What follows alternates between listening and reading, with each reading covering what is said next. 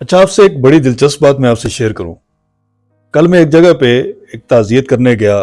میرے ایک دوست ہیں، ان کے والد صاحب فوت ہو گئے تھے، اللہ تعالیٰ ان کی مغفرت فرمائے۔ اب وہاں گیا تو وہاں میں نے ایک بہت خوبصورت چیز دیکھی۔ میری خواہش یہ تھی کہ یہ چیز میں آپ کے ساتھ شیئر کروں۔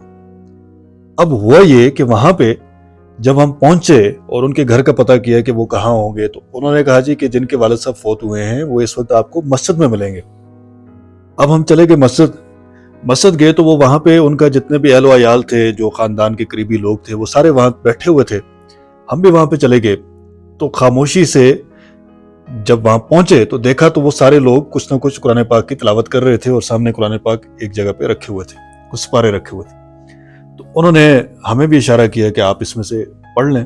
ہم نے بھی ایک سپارہ قرآن پاک، مختلف لوگوں نے اپنی اپنی سہولت کے مطابق، کسی نے یاسین، کسی نے سورہ رحمان، کسی نے کوئی سپارہ اٹھا لیا اور اس کے بعد تلاوت کرنی شروع کر دی۔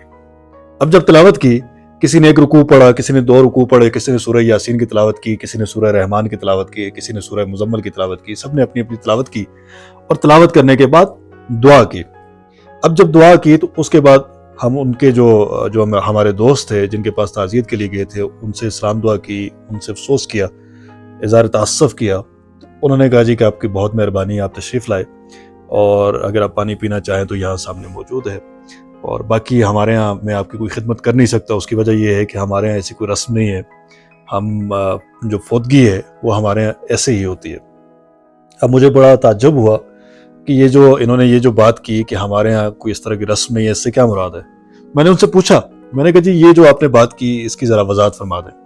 تو وہ کہنے لگے جی کہ ہمارے ہاں ہم نے بہت عرصہ پہلے ہمارے بزرگوں نے بیٹھ کے یہ طے کر لیا تھا کہ جب بھی فوتگی ہوگی تو جو فوتگی والے گھر میں جو قریبی لوگ ہیں، یعنی جس کسی کا والد فوت ہو گیا، بیٹا یا بیٹے یا جو بھی اس کے بھائی ہیں، یا کسی بچے کا، کسی کا کوئی والدہ فوت ہو گئی تو ان کے بچے جو ہیں، یا کسی کے چچا فوت ہو گئے، سارے جو عزیز و اقارب جو قریبی ہوتے ہیں وہ سارے جا کر کے صبح مسجد میں نماز پڑھتے ہیں۔ نماز پڑھنے کے بعد وہیں مسجد میں بیٹھ جاتے ہیں۔ اب مسجد میں وہ بیٹھ جاتے ہیں، اور جیسے جیسے لوگ آتے ہیں، اور لوگ جب آتے ہیں دعا کرنے کے لیے، تاسف کرنے کے لیے، اظہار افسوس کرنے کے لیے، وہ مسجد میں ہی جاتے ہیں۔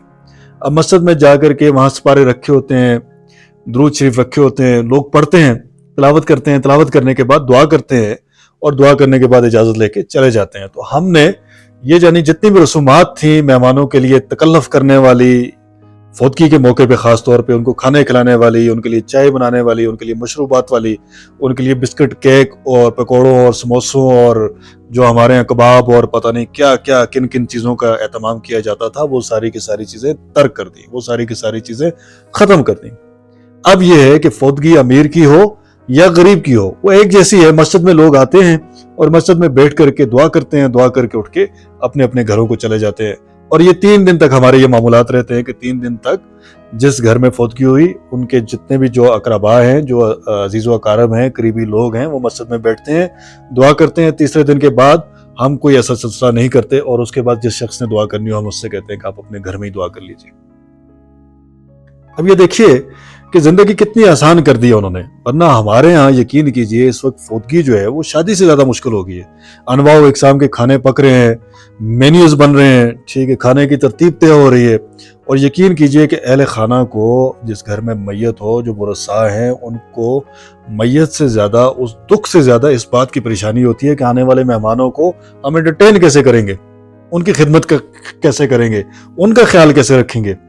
اور یہ اتنی بڑی ایک طرح سے ہم نے مصیبت مول لی ہے کہ جس میں بیچارے غریب آدمی کو قرضہ لینا پڑتا ہے اور امیر آدمی کو خام خواہ رسوا ہونا پڑتا ہے۔ تو دونوں غریب اور امیر کے لیے یہ ایک طرح سے مسئلہ ہی ہے۔ تو کوشش کرنی چاہیے کہ جس کمیونٹی میں ہم رہتے ہیں اس کمیونٹی میں اگر کچھ جو بااثر، باعزت، معزز جو لوگ ہیں، وہ سارے لوگ بیٹھ کر کے آپس میں یہ فیصلہ کر لیں کہ ہم بھی اسی طرح کی کوئی رسم کے اوپر عمل درآمد کرنا شروع کر دیں گے، تو میرا خیال یہ ہے کہ بڑی سہولت ہو جائے گی۔